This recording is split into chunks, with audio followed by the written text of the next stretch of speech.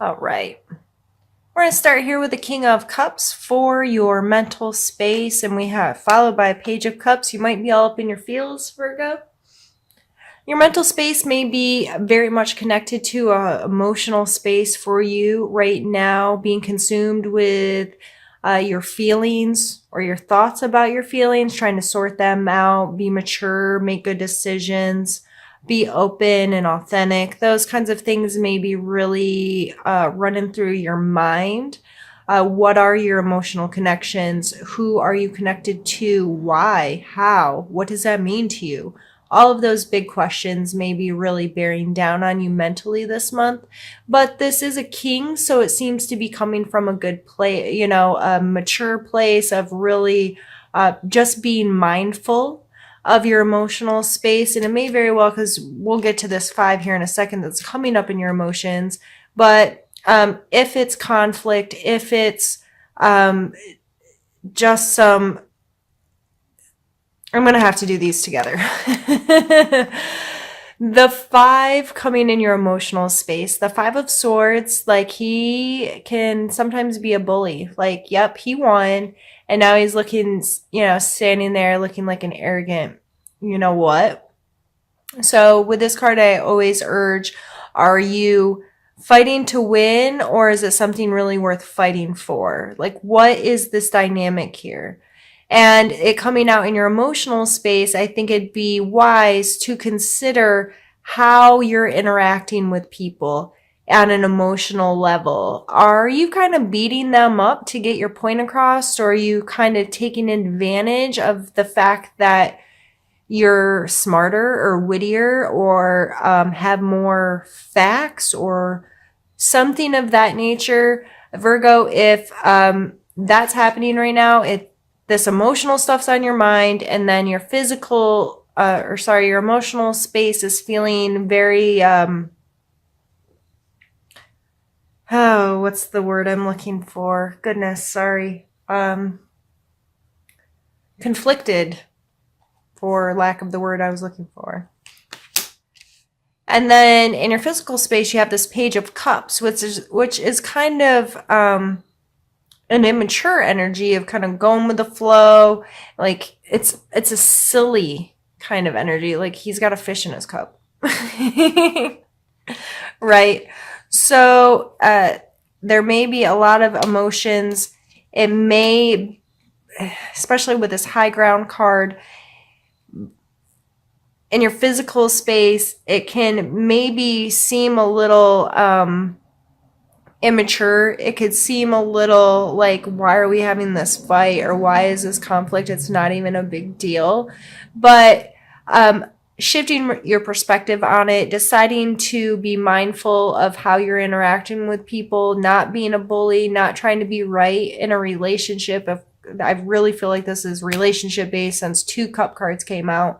Are you being mindful of how you could be negatively affecting your relationship with this win or lose thing? Because in a relationship, there shouldn't be winners and losers. You're on the same team, whether it's a friend, a family member, a spouse, or, significant other. You shouldn't be trying to win. You should be trying to work together for a resolve or a compromise or whatever. But you're on the same team. If you both want the same thing, if you want to enjoy each other, have a good time together, share life with someone, then why would you oppose them and try to make them a loser? Does that make sense? So however this is coming up in your life, whoever you may be having some conflicts with, it may be important for you to pause out, try to get some high ground so you can look at it a little differently, sort through some stuff, and be mindful of the conflicts and how you could better approach them to make them go more smoothly for you. Our spiritual space is the Eight of Swords and the Hierophant. Now, this is obviously a spiritual card. He's depicted here as a religious leader with some followers here. This card speaks a lot to institution, whether that be a church, a school, a counselor, it can even play a role in our jobs of having someone we're held accountable to, some kind of standards we have to deal with. What is our relationship to that? Are we willing to learn? Who is your teacher? Who are you learning from? Why are you learning from them? The Eight of Swords is self-limitation. There's not a guard or anybody keeping her tied up here. But in her head, she has decided that she's stuck. Okay. So in your spiritual life, if you're really, limiting yourself, limiting what you believe, or limiting, oh, I couldn't do that, or I couldn't feel that, or I couldn't have that relationship with my spirituality, you're not going to have it. This takes you being willing to take the blindfold off and willing to stop lying to yourself or fooling yourself or letting your mind or your thought patterns fool you into believing something that's not real.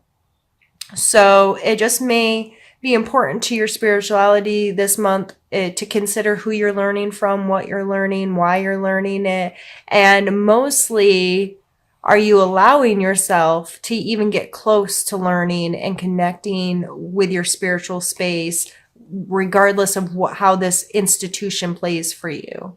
If you don't go to church, if you're not involved in spirituality, it may be some simple practices within your home as far as setting good intentions, holding yourself to everyone, I shouldn't say everyone. I hope that everyone has some form of moral compass, right? Standards that they hold themselves to. And if you're lying to yourself and saying, I can't maintain that, or I'm not good enough, or whatever these limiting thoughts are, it may be helpful to you to dive deeper into what are your self-limiting thoughts, why do you have them, and what can you do about changing them. We're going to pause the video here, Virgo, and move on to the second part of our reading. This one's all the way done. The swords aren't around him anymore, they're through him. It may be a challenge for you this month to be done with something, to allow something to cease to be. There's an obvious finality. Is that the word I'm looking for? Depicted here. And the swords can be our thought processes and our actions and the things we do and say. And this coming in a challenge, I just get this strong feeling of holding on a little bit too long, or hoping and wishing and dreaming that something can be revived. And the Three of Coins. So Virgo, yeah, this is a strength. You can win an argument. You can win at a lot of things you set your mind to. You are more than capable of strategizing your way through in dealing and coming out on top with certain things. But again, I think this is coming out in a way, and it coming out twice, to stress what is your intention behind it. Because for this to be a strength, for it to be a strength to come out on top, higher ground, the intention has to be right. Like, are you just trying to win? And at what expense? What expense are you willing to have other people lose? The Three of Coins talks about teamwork and this union and people coming together. I think it's important to be mindful who you're interacting with, how you're interacting with them. How can you better interact with them? How can you take that high ground and get a wider perspective of the situation again, so things can be more run more smoothly? It's having the foresight to be like, okay, I know I have to deal with these people, or I know this is the situation.